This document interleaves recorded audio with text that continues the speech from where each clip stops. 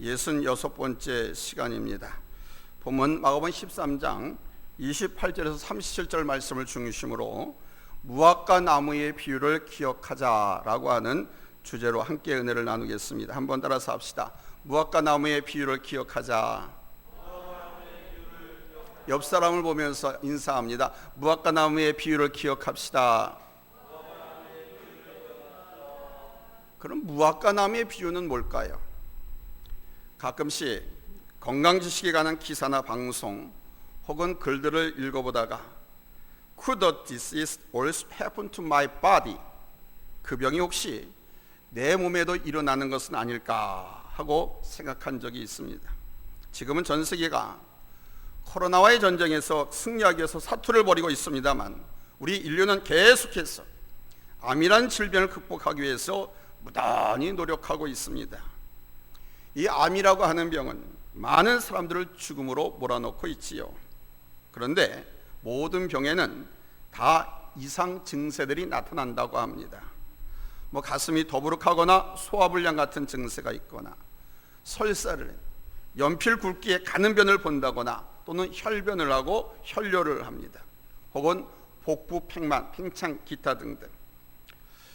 이런 증세들이 내 몸에 찾아오면 조심하고 점검해 보아야 한다는 내용도 빠짐없이 실려 있습니다.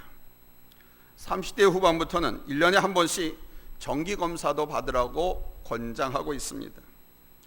몸에 찾아오는 이 이상 징조를 신경 안 쓰고 있다가 심각한 질병에 빠지는 경우가 대부분입니다. 이미 우리는 지난 몇 주간에 걸쳐서 예수님께서 이 땅에 다시 오실 때, 즉 재림 때의 현상에 대해서 말씀을 나누었습니다. 예수님이 언제 다시 오실 것이라는 말씀은 드린 적이 없습니다. I never said when Jesus could come again. 단지 우리 주님이 다시 오는 그 시대적인 상황만을 말씀드렸습니다. 오늘은 이제 그 마지막이 될 듯 싶습니다. 오늘 읽은 본문의 시작에서 우리 예수님께서 말씀하신 내용은 이것입니다. 무화과 나무를 봐라. 저 나무가 잎이 푸르러지면 여름이 온 줄로 알지 않느냐. 그러므로 내가 앞서 말한 징조들이 너희들에게 보여질 때가 바로 마지막 때인 줄 알고 준비해라. 그런 말씀입니다. 이제 주님의 말씀을 기억하시면서 재림에 관한 말씀을 정리해보고 은혜받고 다시 한번 우리의 신앙을 무장하는 귀한 복된 시간이 되시기를 예수님의 이름으로 축원합니다. 첫 번째, 여러분들에게 부탁드리는 것은 이 종말에 대한 올바른 지식을 소유하자는 것입니다. 종말에는 첫째 이런 일들이 일어납니다. 본문 28절과 29절입니다. 우리 한번 같이 읽을까요? 본문 28절로 29절 찾았으면 아멘합니다. 큰 목소리로 읽겠습니다. 시작. 무화과 나무의 비유를 배우라. 그 가지가 연하여지고 잎사귀를 내면 여름이 가까운 줄 아나니 이와 같이 너희가 이런 일이 일어나는 것을 보거든 인자가 가까이 곧 문 앞에 이른 줄 알라. 아멘. 우리 예수님께서 예를 들어서 말씀하신 것이지만은 이 말씀 속에 우리 예수님의 의도가 들어 있습니다.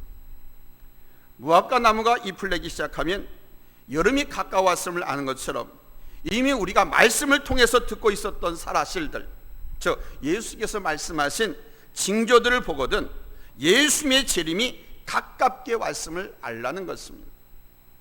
사랑하는 성도 여러분, 말씀을 통해서 보면 우리 주님의 재림 사건이 일어난 종말 시간에 우리 인류 역사에서 몇 가지 일들이 확실하게 일어날 것 같습니다. 그것은 뭐냐? 첫째, The onset of death, 재난의 시작이라는 겁니다. 본문 8절입니다. 이미 재난 시작되었습니다. 다 같이 읽겠습니다. 시작. 민족이 민족을, 나라가 나라를 대적하여 일어나겠고 곳곳에 지진이 있으며 기근이 있으리니 이는 재난의 시작이니라. 아멘. 그러니까 전쟁과 자연재난, 이것들이 유별나게 많이 일어나는 것을 볼 때 이미 재난이 시작되었다라는 것을 알 수 있습니다. 우리 가까운 저 일본은 지진이 많은 나라입니다. 섬나라인데 지진이 너무 많이 나요. 화산 폭발도 많아요. 그래서 참 지진에 대한 공포가 엄청 많은 국민이 일본 국민들입니다. 일본 관동 지방이라고 하죠. 고베.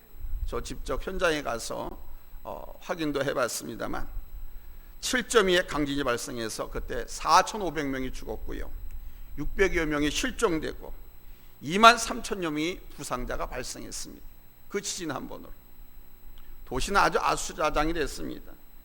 그냥 아스팔트 도로가 어떻게 얘기할까?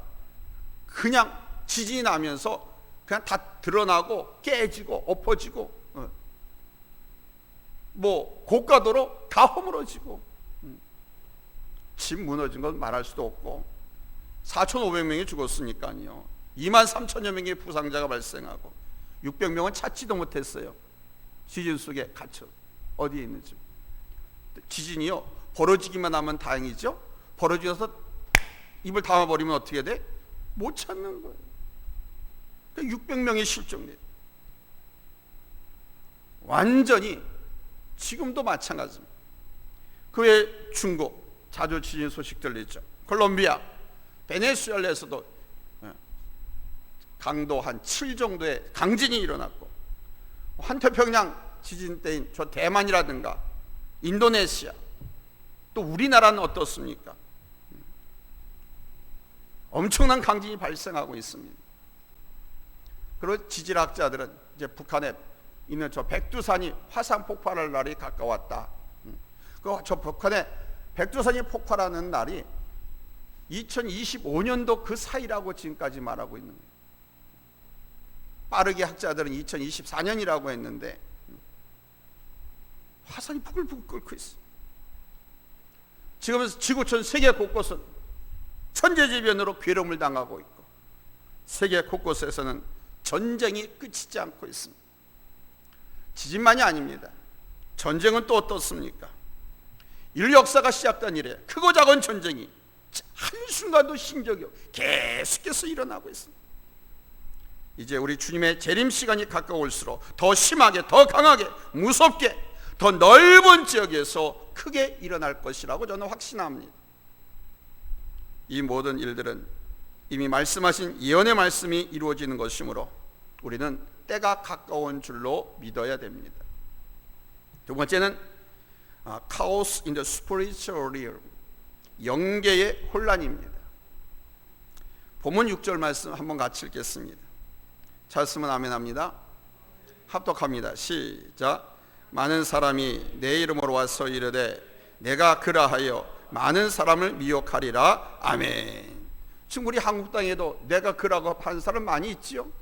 전에도 그랬지만 그 사람들은 다 죽어서 시체가 되었지만 아직 살아있는 사람, 자기가 그라합니다. 자기가 메시아다, 자기가 재림 예수다라고 말합니다. 그래서 많은 사람 미혹한다는 겁니다. 영적 세계, 주의 종의 세계의 혼란이죠. 본문 21절로 23절 우리 한번 같이 읽겠습니다. 찾았으면 아멘합니다. 합독합니다. 시작. 그때에 어떤 사람이 너에게 말하되 보라 그리스도가 여기 있다, 보라 저기 있다 하여도 믿지 말라. 거짓 그리스도와 거짓 선자들이 일어나서 이적과 기사를 행하여 할 수만 있으면 택하신 자들을 미혹하려 하리라. 너희는 삼가라. 내가 모든 일을 너희에게 미리 말하였노라. 아멘. 이렇게 미리 말씀해 놨으니까 너희는 속지 말라는 거죠. 미혹당하지 말라는 겁니다. 많은 거짓 메시아들과 거짓 선지자들이 일어난다고 그랬어요. Many false messiah and false prophets. 이들로 인해서 길을 잃은 세속적인 수많은 사람들이 비극적인 속임에 빠져서 방황하고 헤매게 될 것이고, 영적인 혼란이 가중되는 시간이 온다는 것입니다. 21절 이하에 보라 그리스도가 여기 있다, 보라 저기 있다 하여도 믿지 말라. 거짓 그리스도들과 거짓 선자들이 일어나서 이적과 기사를 행하여 할 수만 있으면 택하신 자들을 미혹하려 하리라 라고 말씀하시면서, 이런 일이 있으면 주의 재림이 문 앞에 가까이 온 줄 알라고 말씀하고 있습니다. 그러므로 우리 성도들은 영안을 밝히 열어서 적그리스도를 분별할 줄 알아야 할 줄로 믿습니다. 아멘. 이 영적인 눈이 열리지 못하거나 이상하게 열려가지고 제대로 알지 못하기에 우리 한국교회 성도들이 대단히 큰 영적인 혼란을 겪고 있는 겁니다. 그렇게 정상적인 정통교회에서 거짓 선자들과 거짓 메시아들, 이단 사이비한 자들이 일어나서 자기가 재림인 줄 알고, 자기가 이긴 자고, 자기가 창조주고 하나님이라고 할 것 믿지 말라, 미혹되지 말라라고 그렇게 가르쳐 왔는데도 불구하고 대한민국 땅에 수십만이 그 사이비 이상한 종교에 빠져 있는 분들이 얼마나 많습니까? 사랑하는 성도 여러분, 예수님이 다시 오신 재림에 대해서 그 징조를 분별하고 신랑을 맞이하는 순결한 처녀와 같이 자기 자신을 예수 그리스도로 옷 입고 항상 하나님의 말씀으로 옷 입고 나를 잘 단장하고 준비하는 지혜로운 성도들이 다 되시기를 예수님의 이름으로 축원합니다. 할렐루야. 시대를 분별할 수 있는 무기도 능력도 하나님 말씀밖에 없습니다. 사탄과 마귀의 적 그리스도의 세력을 이기는 무기도 하나님 말씀밖에 없습니다. 나의 문제를 해결받는 것도 하나님의 말씀이고 나를 위기에서 생명을 보존하고 구원할 무기도 하나님 말씀밖에 없는 것처럼 우리 주님 재림하시는 이날에 우리가 반드시 서고 주님을 맞이할 수 있도록 그때까지 건강하게 순결한 주의 신부로 준비할 수 있게 하는 것은 하나님 말씀밖에 없습니다. 말씀 위에 서는 수밖에 없습니다. 말씀으로 단장하는 수밖에 없습니다. 두 번째로, 그러나 그 시기는 하나님의 비밀에 속한 것이라는 사실입니다. The time belongs to the mystery of God. 죄송합니다. 제가 말씀드렸죠? 특별히 이번 재림에 관한, 종말에 관한 부분이기 때문에 외국인들이 방송을 보기 때문에 제가 영어를 좀 섞습니다. 중요한 포인트이기 때문에. 그날과 그때는 하나님의 비밀에 속한, 본문 32절 우리 한번 다 같이 읽겠습니다. 찾았으면 아멘 합니다. 합독합니다. 시작. 그러나 그날과 그때는 아무도 모르나니 하늘에 있는 천사들도 아들도 모르고 누구만 아시느니라?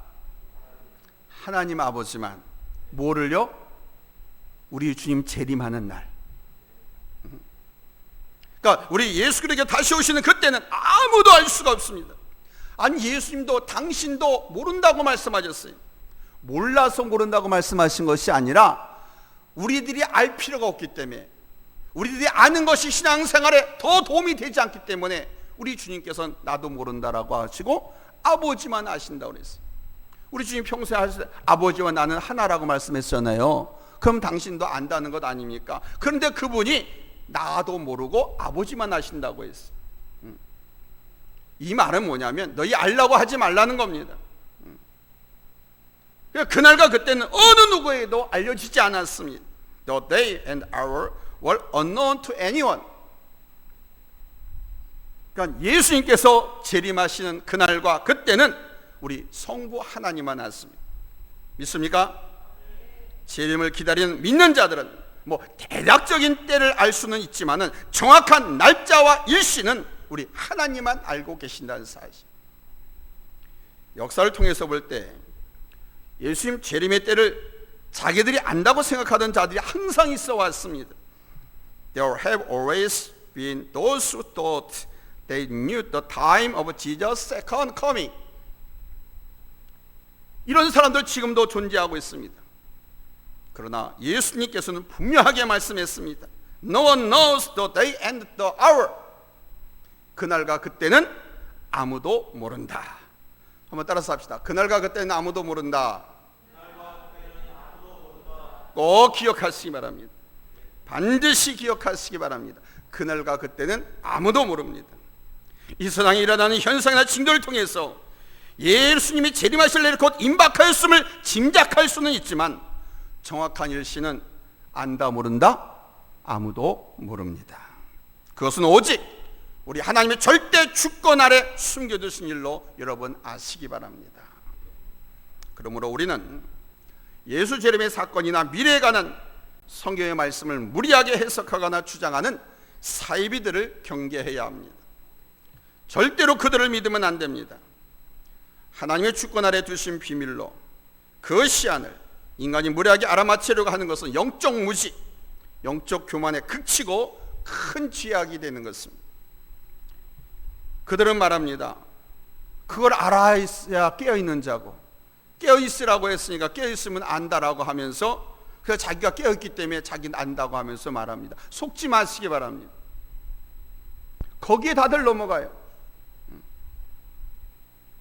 깨어있는 자는, 깨어서 하나님의 약속의 말씀을 믿는 사람은 그 계절에 민감하고 그 세대를 분별은 하겠지만은 그 정확한 때와 일시는 안다 모른다? 모르는 겁니다. 오직 누구만 아십니까? 하나님만이 그날을 아십니다. 만약 어떤 사람이 자기가 그때와 그날을 안다고 주장한다면 그가 바로 적그리스도인 겁니다. 그 사람의 말은 주님께로부터 나온 말이 아닙니다. 그러므로 두 번째 대지입니다. 우리 주님은 우리에게 깨어 있으라고 말씀하십니다. 그래서 깨어 있어야 한다는 겁니다. So he tell you to stay awake. 본문 33절에서 37절 말씀 우리 한번 다 같이 찾아서 읽겠습니다. 33절에서 37절입니다. 찾았으면 아멘 합니다. 목사님, 이거 마이크 내가 조금 힘든데요, 볼륨을 조금 올려보세요. 우리 합독하겠습니다. 시작. 주의하라, 깨어있으라, 그때가 언제인지 알지 못함이라. 가령 사람이 집을 떠나 타고로 갈 때에 그 종들에게 권한을 주어 각각 사물을 맡기며 문지기에게 깨어있으라 명함과 같으니, 그러므로 깨어있으라. 집주인이 언제 올는지, 혹 저물 때에 올는지, 밤중일는지, 닭울 때에 이르는지, 새벽일는지 너희가 알지 못함이라. 그가 호련히 와서 너희가 자는 것을 보지 않도록 하라. 깨어있으라. 내가 너희에게 하는 이 모든 사람에게 하는 말이니라 하시니라. 아멘. 자, 여기서 우리 예수님은 깨어있으라는 말씀을 몇 번 강조하셨어요? 3번 강조했습니다. 즉 이것은 방심하지 않고 있는, 경계하면서 잠들지 않는 것을 의미합니다. 특히 33절에서 주의하라, 깨어있으라, 그때가 언제인지 알지 못함이라고 했습니다. 그러니까 이 깨어있으라는 말씀은 always be spiritually tense, 항상 긴장하고 영적인 긴장을 풀면 안 된다는 거예요. 밤중에라도 주인이 돌아와서 문을 두드릴 때 지체하지 않고 나가서 주인을 맞이할 수 있도록 긴장하면서 살라는 것입니다. 그리고 주인이 돌아왔을 때 졸고 있는 모습 보이지 말라는 것입니다. 자고 있는 모습이 아니라 졸고 있는 모습을 보지 말라. 그가 호련히 와서 너희가 자는 것을 보지 않도록 하라. 이게 무슨 말씀이냐면, 성경에는 자는 것을 보지 못하는데 제가 졸고 있는 모습 보이지 말라 그랬어요. 이 자는 사람들은, 예수의 영이 없는 사람들, 안 믿는 사람들은 상관없어, 그냥 잠을 자잖아요. 근데 예수 믿는 사람들은 어딘지 모르게 이거 예수의 영이 이게 자꾸 나를 깨어있게 만들거든. 그런데 상황이, 삶이 고단하고 힘들어서 자꾸 졸게 만든다 이게요. 그래서 자는 것과 이 조는 것은 같은 의미로 해석할 수가 있어요. 그래서 졸고 있는 모습을 보이지 말라. 36절이 바로 그 말씀입니다. 그가 호련히 와서 너희가 자는 것을 보지 않도록 하라. 그러니까 우리 성도들은 영적인 긴장을 풀어지면 안 됩니다. 긴장이 풀어지면 사탄의 미혹을 받게 되고 죄를 짓게 되는 것입니다. 사랑하는 성도 여러분, 이스라엘 민족이 애굽에서 출애굽할 때 마지막 양을 잡아서 유월절을 지켰지 않습니까? 근데 하나님께서 이스라엘 백성들에게 뭐라고 명령했습니까? 발에는 신을 신고 허리에는 띠를 띠고 손에는 지팡이를 잡고 급히 양고기를 먹어라, 이렇게 말씀하셨어요. 자, 허리띠를 띠고 신발 신고 지팡이 들고 급히 고기를 먹어라. 이게 무슨 자세입니까? 지금 당장이라도 하나님께서 사인 떨어지면 곧바로 출발할 수 있는 자세를 갖추라는 것이죠. 오늘 예수님의 재림을 기다리는 성도들의 영적인 자세가 바로 이래야 한다는 것입니다. 오늘 밤에라도 만약 우리 예수님이 재림하신다면 미련 없이 우리 주님을 공중에서 맞이할 마음의 준비를 우리가 단단히 하고 하루하루를 살아야 할 줄로 믿습니다. 아멘. 전 그러니 참말해, 뭐 설교하다가 예배 인도하다가 전도하다가 아니면 그냥 피곤한 몸을 눕혀서 잠을 자다가 그냥 그날로 나는 하나님 앞에 갔으면 가장 좋겠다, 늘 그런 생각. 자식들이나 가족들 모아놓고 유언하고 그건 저는 그런 죽음 맞이하고 싶지 않아요. 그러니까 언제라도 우리 주님 재림하시면 그 주님을 할렐루야 마라나타 주 예수 어수옵소서 하면서 기다렸으니까 기쁨으로 맞이할 수 있어요. 우리 결혼식에 가면 신랑이 먼저 나와서 딱 기다렸다가 마지막으로 신부가 입장을 하지 않습니까? 그러면 입장하는 그 신부를 신랑이 끝까지 기다리고 있는 게 아니고 반가우면 먼저 뛰어나가서 얼른 잡고 이렇게 단상으로 올라옵니다. 그 신랑이 신부를 잡고서 단상으로 주례자 앞으로 올라서는 것처럼 우리가 항상 그래 주님 오실 날을 그렇게 기쁨으로 맞이하고 기다릴 줄 아는 그런 준비된 삶을 살아요. 근데 우리의 마음 가운데는요, 나는 하나님 말씀대로 온전히 살지 못하고 하나님께 온전히 헌신하고 충성하며 살지 못했기 때문에 지금 주님이 오시면 안 돼, 이렇게 생각하는 사람들이 많이 있어요. 또 어떤 사람들은 이제 좀 살만한데, 이제 좀 호강 좀 누려볼 만한데, 저 아파트 사가지고 입주한 지 지금 아직 1년도 못 살아봤는데 지금 주님 재림하시면 어떡해? 이런 사람들도 있어요. 근데 여러분, 주님 재림하시고 나면 우리 예수 믿는 사람들은요, 그깟 아파트 그깟 아무것도 아니에요. 자식들한테, 여러분 남편한테, 아내한테 사랑받고 호강하는 거 그거 아무것도 아니에요. 그러니까 이거를 아시고 기쁜 마음으로 항상 주님을 맞이할 준비를 하면서, 아멘. 그러면요, 지금 내가 두 발 떼고 살아가는 여러분의 가정, 여러분의 삶도 행복하고 웃음이 넘치고, 아멘, 기름진 복이 잘잘잘잘 흘러요. 그렇게 재림 신앙을 갖고 살면 이 땅에서 삶 또한 그렇게 기쁘고 복되고 행복하게 살 수 있다. 두려워 떨지 않고 세상에 연연해가지고 그냥 거기에 미쳐가지고 그냥 눈 시뻘겋게 뒤집어지도록 일하고 그렇지 않아요.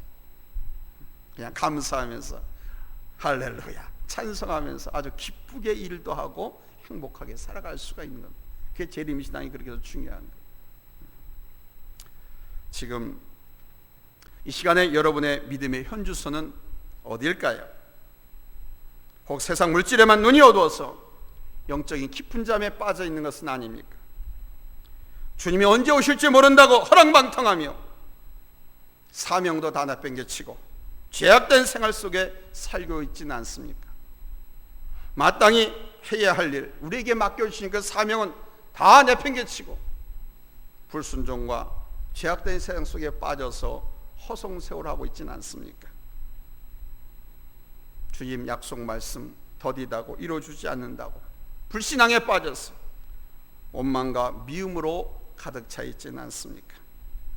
만약에 그런 분들이 계시다면 이 시간 여러분 믿음으로 화들짝 깨어나시기를 예수님의 이름으로 축원합니다. 할렐루야. 신앙생활에는 밤이 있어서는 안 되는 겁니다. There must be no night in the life of faith. 신앙생활에는 밤이 있어서는 안 돼. 쉬는 날에 있어서는 안 된다. 밤이라고 하는 것은 해가 있을 때 사람들이 잘 보이니까 열심히 일하잖아요. 해가 없고 어두워지면은요 일을 잘 못해. 그런 의미입니다. 신앙생활에는 밤이 있어서는 안 돼. 아무리 살기가 팍팍하고 경기가 어렵다고 할지라도 신앙생활에는 불경기가 있어서는 안 되는 거예요.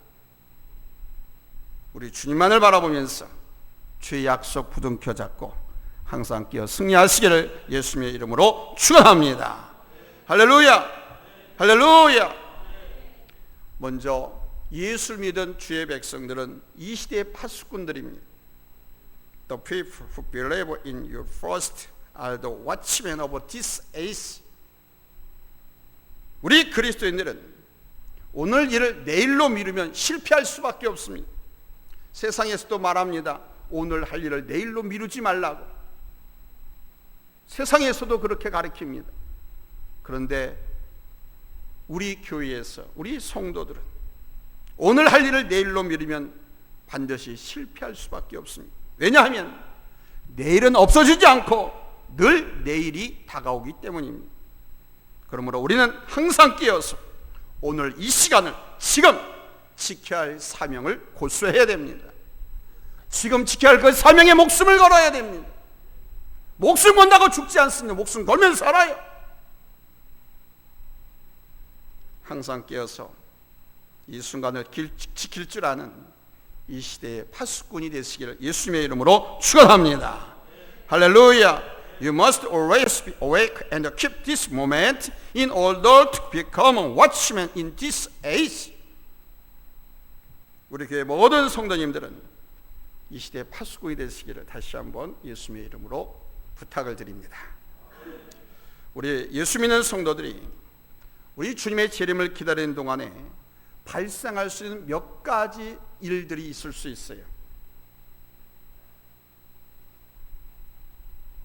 언제 올는지 아무도 모르니까 신앙생활하거나 믿음생활을 하는데 그런 가정 속에서 발생할 수 있는 일, 첫째 뭐냐? 주님 재림 시간을 위해서 충분히 오랫동안 끝까지 기다리는데 실패할지도 모릅니다.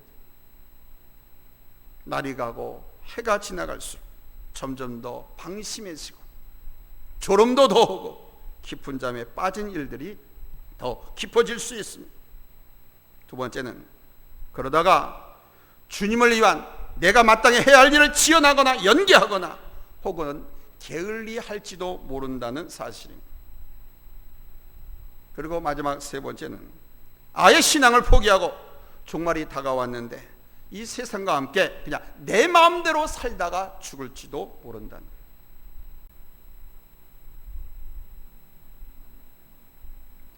다 같이 성경을 한번 찾아서 읽고 오늘 말씀을 맺고 함께 기도하겠습니다. 베드로전서 4장 7절 말씀, 그래서 결론으로 우리에게 주신 말씀입니다. 찾았으면 아멘 합니다. 합독합니다. 시작. 만물의 마지막이 가까웠으니 그러므로 너희는 정신을 차리고 근신하여 기도하라. 아멘. 여기 만물의 마지막이라고 하는 것이 인류의 종말이라는 겁니다. 일반적인 종말, 개인적인 종말 다 포함하는 거예요. 종말이 가까웠으니, 예수님의 재림이 가까웠으니 그러므로 너희는 정신 차리고 근신하고 기도하라. 정신 차리라는 겁니다. 깨어 있으라는 겁니다. 근신하라는 겁니다. 세상 유행 풍조 따라서 마음대로 살지 말라는 겁니다. 그리고 하나님 앞에 기도하라는 겁니다. 정신 차리고 깨어 있고 삼가 근신하고 기도하면서 우리 주님의 재림을 준비하는 믿음의 승리자가 되시기를 예수님의 이름으로 간절히 축원합니다. 할렐루야. 기도합니다.